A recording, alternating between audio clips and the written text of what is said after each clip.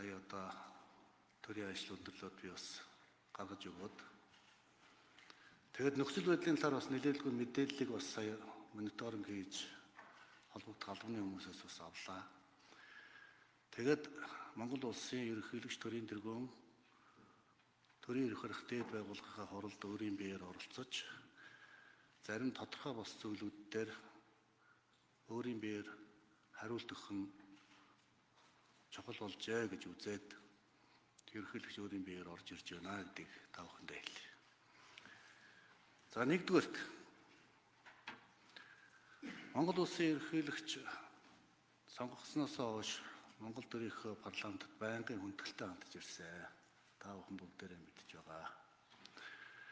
Байгуулагдсан хамтарсан засгийн газрыг бүх талаар дэмжсэн. Оюун эрдэнэ ерөнхий сайдыг одоо ерөнхий сайд болсон одоо ажиллаж байгаа энэ 5 жилийн хугацаанд одоо бүх талаар дэмжлээ.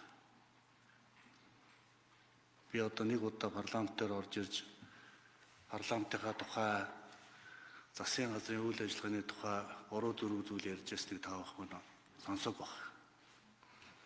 Би бас өөрөө ерөнхий сайдаар ажиллаж байсан хүний хувьд бас ерөнхий сайдын зовлонг бас их сайн мэднэ. Энэ бол тийм амархан ажил бас биш. Нэг ялангуяа одоо би чинь цар тахлын үед ажиллаж байсан. 4 жил ажилласан маш хүнд нөхцөлд бас заримдаа яс ангинахаар ийм одоо хэцүү ажил байдаг. Зовлон жаргалыг бас ойлгодог хүний хувьд бас олон жил энэ ерөнхий сайдыг бас хүмүүжүүлж сургаж бэлтгэж хамт амьдарсан улс төрчийн хувьд удирдагчийн хувьд бас энэ ч сууж байгаа хоёр дарагт би хүндэлтэй ханддаг шүү дээ. Бас хайрлалтай, хамгаалтай. Өнөөдөр ч гэсэн би хайртай байгаа. Тийм учраас одоо би хоо хүмүүсийн асуудлаар бол энэ ч янз бүрийн асуудал бол хөндөж ярих хүсэхгүй байна. Тэгэхээр би зарчмын хэд хэдэн зүйл дээр одоо хариулт өгье гэж бодож байна. За нэгдүгээрт хүн засаглахгүй, хууль засаглана. Би Монгол улсын ерөнхийлөгчийн дангараг өргөх ёслолын ажиллагаан дээр миний хэлсэн үгийн хамгийн гол point бол хүн засаглахгүй, хууль засаглана гэж хэлсэн. За энэ нь өнөөдрийн хүртэл би үнэнч байгаа. Ямар хүн Монгол улсыг ерөнхийлөгчийн засаглал руу шилжих ёстой гэж хэлээд яриад байгааг би ерөөсөй ойлгохгүй. Би улс төрд ороод одоо 30 гаруй жил болж байна. Би өөрөө ардсан нийгэмд бас өсөж өмүүдсэн хүн. Миний итгэл үнэмшил бол парламентын засаглал. Тийм ч учраас би парламентын засаглалыг боловсронгуй болгохын төлөө өөрийнхөө одоо улсын бүх он жилүүдийг зориулсан. Би ерөнхий сайд байхдаа Монгол улс парламентын засаглалтай байх ёстой гэдэг байр сууриа байнга илэрхийлж ирсэн. 19 оны үндсэн хуулийн нэмэлт өөрчлөлт байна. Саяны одоо 126 гишүүнтэй болсон асуудал байна. Энэ бүх зүйл дээр ерөнхийлөгч дэмжсэн. Ерөнхийлөгч өөрийнхөө бүрэн эрхээс бүх юмнасаа татгалзсан шүү дээ. Та бүхэн бүгдээрээ мэдж байгаа. Өнөөдөр Монгол улсын ерөнхийлөгчд нэг тийм айхтар эрх мэдэлцээд байх юм бол байхгүй шүү дээ. Бүх эрх мэдэл засгийн газар ус шилжсэн. Би нэг өөрөө ерөнхий сайд ардын намын дарга байхдаа бас хийсэн юм байна.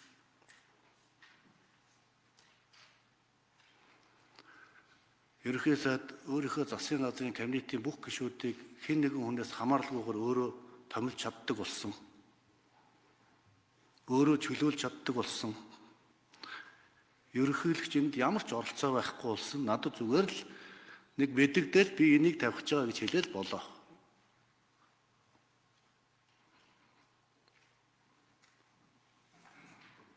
Би өөрөө ерөнхийлөгчийн эрх мэдэл байсан авилгалтай тэмцэх газрыг гүйцэтгэх засаглал руу шилжүүлсэн. За засгийн газар бол гэмт хэрэгтэй тэмцэх субъект бол засгийн газар юм байна. Ерөнхийлөгч бол авилгатай тэмцэх газрын даргыг томилдог, санал болгодог. Энэ байдал бол олон жил одоо олон улс төрчнэрийг одоо хонглоороо чирж явсан юм байна. Энийг талсан зогсоох ёстой. Ерөнхийлөгч өөрөө ард түмнээ сонгодог учраас бас парламенттайгаа энэ хэцүү байдаг. Манай нөхцөлд ерөнхийлөгч бол дээд танхимын үүрэг гүйцэтгэдэг шүү дээ. Тийм учраас одоо авилгатай тэмцэх газрыг одоо ерөнхийлөгчийн эрх мэдэл байлгах нь Монголын улс төрд энэ шудраг ясанд бас нийцэхгүй юм байна. Энэ байгууллага тэр засгийн газрынхаа бүтцэж байж парламент нь засгийн газрыг хяндаг учраас тэнцэнэ байх нь илүү зохимжтой юм байна гэж би өөрөө үзэж авилгатай тэмцэх газрыг ерөнхийлөгчийн мэдэлд байлгадаг асуудыг шилжүүлж гүйцэтгэх засаг руу өгсөн юм а. Энэ ажлыг би өөрөө хийсэн. Та бүхэн энийг мэдж байгаа. Монгол улсын ерөнхийлөгч шүүхийн ерөнхий зөвлөлийг өөрөө байгуулад шүүгчийг томилдог байсан. Өнөөдөр Монгол улсын ерөнхийлөгч шүүгчийг томилохгүй байна шүү дээ. Тэр шүүхийн ерөнхий зөвлөлийг одоо парламент байгуулна. Парламентын мэдэлд очсон. Ерөнхийлөгч шүүгч байгуулдаг гэсэн бол тэгээ парламентаас байгуулсан шүүхийн ерөнхий зөвлөл ямар хүнийг шүүгч болох вэ гэдгээ тэнцэнэ хэлэлцээд ерөнхийлөгч рүү орж ирдэг. Ерөнхийлөгчд ямар ч тэрнийг ганц удаа л буцаана. Өөр эрх мэдэл байхгүй. Тэгээд оруулж ирсний шууд томилно. Ерөнхийлөгч байгаа эрх мэдлийг. Тэгээ ийм л ерөнхийлөгч байгаа шүү дээ. Өнөөдөр одоо төрийн тэргүүн хэн нэгэн хүнийг дарамтлаад засаг төрөө дарамтлаад байх тийм боломж ч байхгүй. Надад ганцхан юм л байд. Энэ бол ард түмний одоо өгсөн итгэл найдвар л байгаа. Ерөнхийлөгчийн одоо хүч чадал бол зөвхөн ард түмний сонгосон сонголт үлдсэн баг. Тийм учраас би албан ёсоор нэг зүйл хэлье. Би өнгөрсөн жилийн одоо 2024 оны 11 сарын 26-ны өдөр үе үндсэн хууль, шинэ үндсэн хууль, анх дахь үндсэн хууль батлагдсны 100 жилийн ойгоор үндсэн хуульд өөрчлөлт оруулахгүй намайг ерөнхийлөгчөөр ажиллаж явах гэсэн албан ёсныхаа үгийг одоо хэлсэн шүү дээ. Сая би одоо өөрийнхөө нэрийн хуудсан дээрээс энийг алгажуулж тавьсан. Та бүхэн маань бүгд уншсан байлаа. Тэмүүжин гишүүнд бас талархал илэрхийлье. Зөв хүлээж авсанд. Манай ард түмний сонгосон сонголт бол парламентын засаглал. Энэ бол бидний үнэт зүйл. Энэ ардчлалын баталгаа бол парламент. Тийм учраас Монгол улсын ерөнхийлөгч парламенттай туйлын хүндэтгэлтэй ханддаг өгөөд цаашдаа парламентын засаглалыг би байнга дэмжинэ. Намайг ерөнхийлөгчөөр ажиллаж явах энэ хугацаанд Монгол улсын үндсэн хуульд ямар нэгэн өөрчлөлт орохгүй гэдгийг би албан ёсоор та бүхэнд хэлье.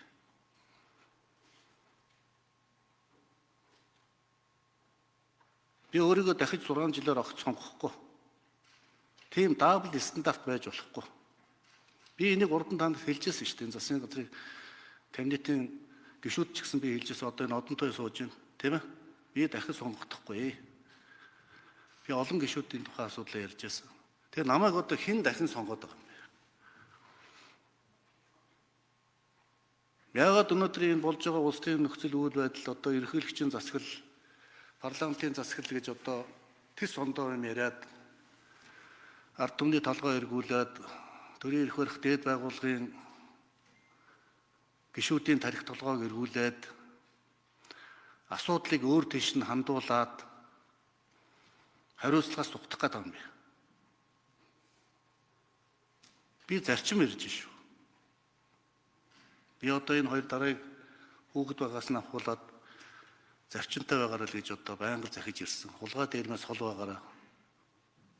Хулгай битээ хийгээрээ, худлаа битгий яриараа, хуурж битгий мэхлээрээ босдгийг гэж аминда одоо ах хүний хувьд ч дарга удирдагчийн хувьд ч гэсэн энэ өнгөрсөн он жилүүдэд бүгдэнд нь захиж л ирсэн шүү дээ. Тэгээд захиас юм арай хөсөрдүүлэхгүй байх би одоо хүртэл найдаж байгаа. Тийм одоо хүн чанаргүй зан авир тийм эр хүний жудаггүй айш авир гарахгүй байх гэдэгт бол би итгэлтэй байна. Тийм учраас парламент ёсоо цааш нь улам бэхжүүлэхийн төлөө л бүгдээрээ ажиллана. Нэгдүгээр асуудал би маш тодорхой хэллээ шүү. Ард түмэндээ бас хэлж байна.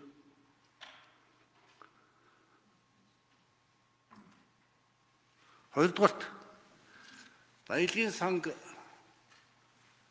ерөнхийлөх санаачилсан юм аа.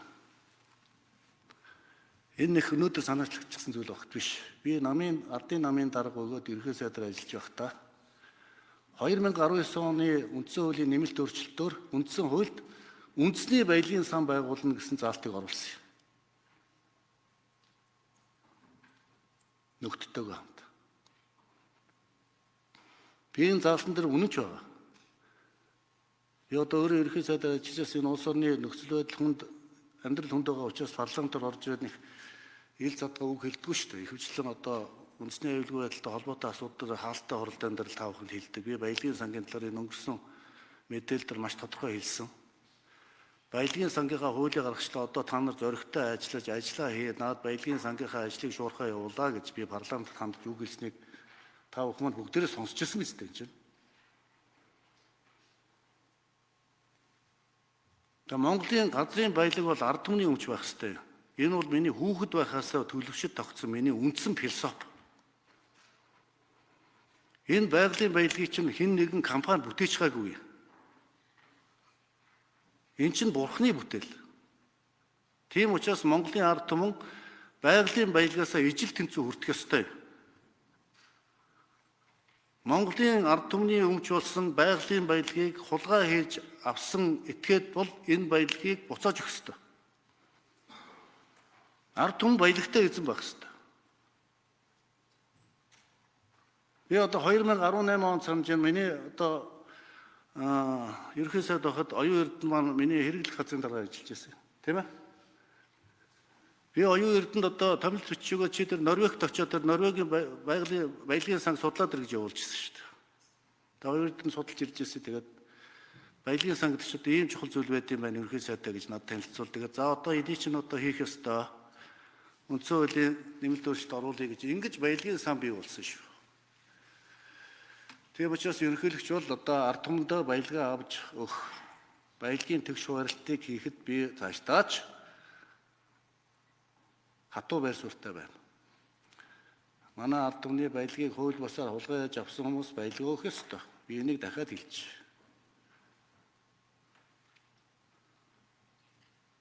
Энэ миний философи. Тэр үндсэн хуулийн нэмэлт өөрчлөлтөд үндэсний баялагын сан байгуулах тухай асуудал бидний санаачлагаар орсон юм. Тэрнээс биш одоо энэ нэг тийм соо шинээр бий болчихсон асуудал биш ээ гэдгийг одоо бас би нэг хэлье гэж ингэж бодсон юм аа. Тэгээ Монгол улсын ерөнхийлөгч бол одоо 3 зүйл дээр их санаа зовж явдаа. Би урд нь ч та бүхэндээ хэлжсэн. Энэ бол нэгдүгээрт Монгол улсын тусгай тогтнол. Хоёрдугаарт улсын аюулгүй байдал. Гуравдугаарт манай ард түмний эв нэгдлэгсэн. Энэ 3 зүйл бол одоо төрийн тэргүүний үйл ажиллагааны үндсэн 3 зарчим. Та бүхний маань ч гэсэн үйл ажиллагааны үндсэн 3 зарчим. Тэгээ сүүлийн 20 хоног харлаа. Энэ годам талбайд юу болж байгааг та бүхэн маань бүгдээрээ анзаарч байгаа. Би ерөнхий сайдад их хурлын даргад нэг зүйлийг хэлж байгаа. Та нар энэ ард түмээ сонсооч ээ л гэж.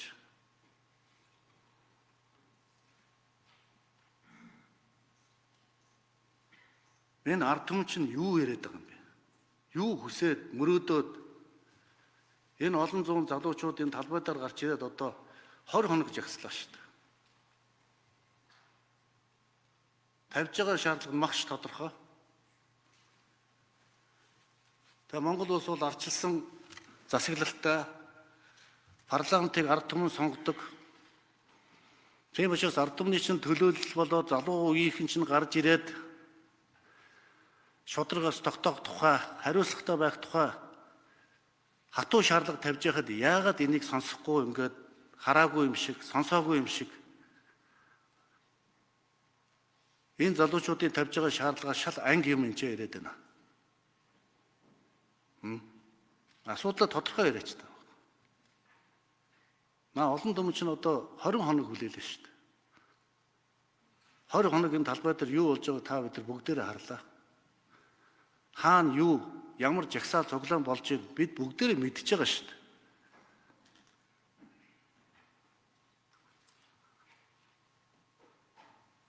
Тийм учраас энэ ард түмнийхээ тавьж байгаа шаардлагад манай парламент зохих хариуг нь өгөх ёстой гэж би бодож байна. Та бүхэн бол одоо ард түмнээс сонгогдсон ард түмний мандаттай улсын эрх ашигыг, ард түмний эрх ашигыг тэргүүн игнэн тавина, альва нэг албан тушаалтны асуудлыг ард нь тавина гэж дангар өргөсөн гэж би боддог шүү дээ. Би одоо амьдралдаа 4 албан тушаал өгчээсэн байна. Ардын намын ерхий нарийн бичгийн даргаыг өөрийнхөө сайн дураар өгч явлаа. Улсын их хурлын гишүүнээс өөрийнхөө сайн дураар татгалзаж байлаа. Шадар сайдынхаа ажлыг өөрөө сайн дураараа өгч байлаа. Ерхий сайдын одоо эрхэм өндөр албан тушаалыг би одоо сар дахлын үед хариуцлагагүй ажилласнасаа болоод өөрийнхөө сайн дураар би огцорч байлаа.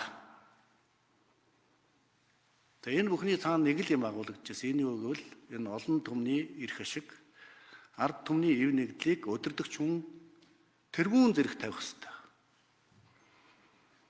Өөрийн хашиж байгаа нэг өчүүхэн албан тушаалд битгий шигд. Өдөрдөгч хүн бол ухрах үедээ ухардаг, урагшлах үедээ урагшилдаг чадвартай байх хэрэгтэй. Дээр нь ард түмнээс уучлах чадвартай байх хэрэгтэй. Алдаа гаргасан бол.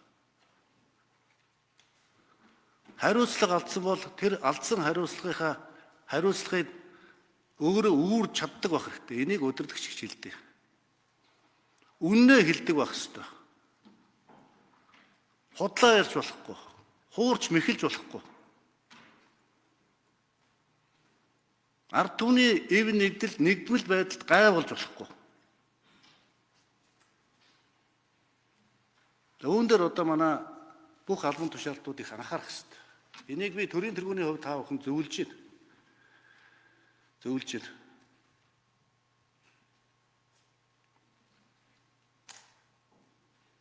Хүмүүс намайг хараад их цайм залуу хүн гэж боддог юм шиг. Би одоо улс төрд 35 жил явж байна. Амьдралдаа зөндөө л алдаж унаж үзлээ. Сайн муу юмыг бас нуруунд дээр үүрч гарлаа. Хөрөлс хөрөө тодолж хулгайч байсан бол энэ том намын хамт олон намайг олон жил бас дараа сэргээрээ тавихчгүй байсан байх. Итгэхчгүй байсан байх. Ард түмэн намайг сонгохчгүй байсан байх.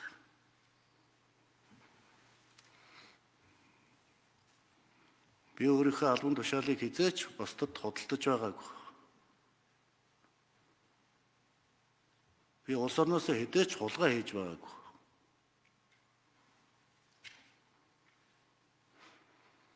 Би ерөнхийлөгчийн энэ өндөр сэнтийг гадныхны 50 сая бооноор зарж байгаагүй шүү.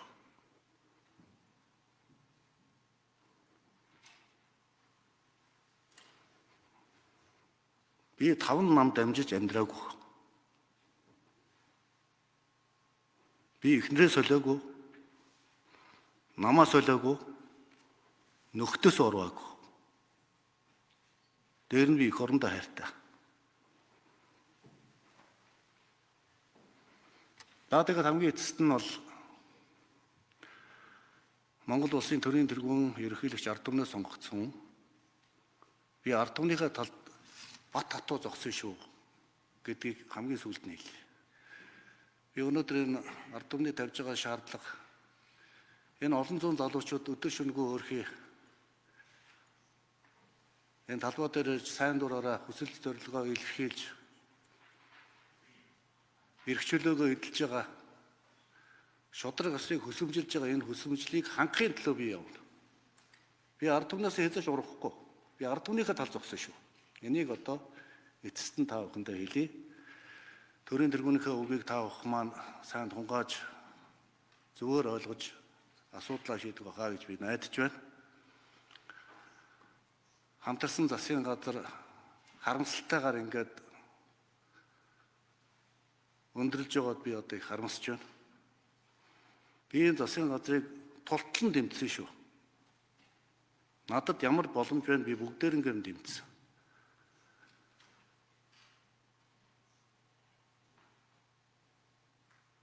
Энэ засгийн газар яагаад тарсан бэ гэдгийг та бүхэн бараг өөрсдөө мэдж байгаа болов уу гэж би бодож байна. Энийг надаас биш ерхий сайдаас асуух хэрэгтэй. Энэ хамтарсан засгийн газар яагаад тарах болсон? Хэн энийг тараах санаачлаг гаргасан юм бэ гэдгийг холбогдох хүмүүс өөрсдөө хариулах нь үнэнд нийцэх болов гэж би ингэж бодож байна. Тэгэд ард түмнийхээ үгийг сонс. Та бид нар одоо өдөр шөнөгүй алчил ярьдаг шүү дээ.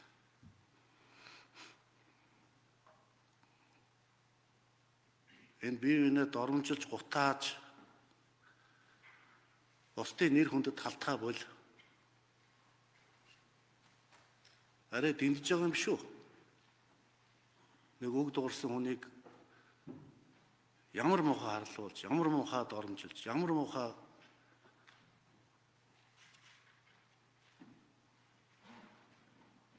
хүнд байдалд оруулж байна. Эрэгтэй эмэгтэй гэж тоохгүйгээр. Тэгээ ийм юм хийж бид нар арчлалын тухай арчлалыг хамгаалж гинэ гэж ярьж болж байгаа юм уу? Тэгээ одоо энд их гайхаж байна. За ингээд парламентын гишүүд та бүхэндээ одоо төрөө авч явах энэ эрхэм бөгөөд нэр хүндтэй ажилд чинь улам их өндөр амжилт хүсье. Ард түмнээ битгий ингээд талцуулж шар махтай натаагаад бай. Асуудлаа шийд. Ард түмэн харж байгаа.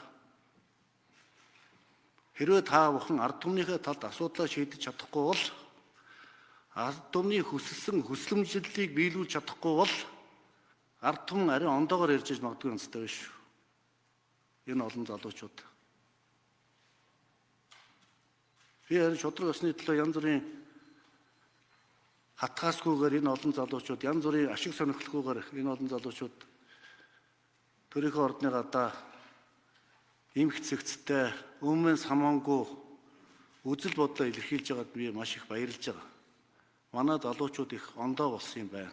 Их ухаалаг болсон юм байна. Тэдний ярьж байгаа хэлжийг та бид бүгдээрээ сонсож байгаа. Одоо тэг ард түмнийхээ өмнө нүдний болоо болохоо одоо бол. Та бүхэн ард түмнээ төлөөлж байгаа хүмүүс шүү. Эрхэм нэр хүндтэй хүмүүс шүү. Парламентын гишүүн хүн гэдэг бол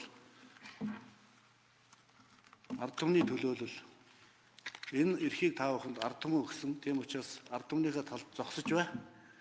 Амин хувийн ашиг сонирхол, ах дүү нарын ашиг сонирхол, албан тушаалын нэг жижигхэн сентинд бити шигд эр зөрөгтэй бай.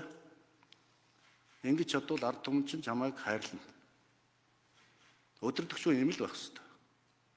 Алдаа гаргасан бол алдаагаа хүлээ. Асуудлаа шийд. Бити ард түмнийг талцуул, бити бухимдуул, бити хуваа. Гадаад дотоод нөхцөл байдал хүнд байгааг та бүхэн маань бүгдээрээ мэдж байгаа. За ингээд одоо ерөнхийлөгч нь өөрийнхөө байр суурийг илэрхийллээ. Нөхцөл байдлыг харж байгаа цаашдаа үг хэлэх шаардлагатай гэж үзвэл төрийн тэргүү орж ирж та бүхэнд дараагийнхаа үгийг хэлэх болно гэдгээ илэрхийлье. Эрхэм төрийн төвшөөд та бүхэн маань зөөр хүлээж аваарай. Би байгаа үннээ л хэллээ. Би нөхөнд худлаа яриад байдаг хүн биш. Миний хүмүүжил тийм. Би их орондоо олон удаа тангар өргөсөн эр зэрэг хүн. Цэргийн сургууль намайг ингэж хүмүүжүүлсэн. Ямар ч албан тушаалтай хэнгугаас ч би айхгүй. Би ганцхан юмнаас айдیں۔ Ард түмний минь итгэл найдвар алдрах вэ гэдгээс л айдیں۔ Миний айдаг ганц юм бол энэ.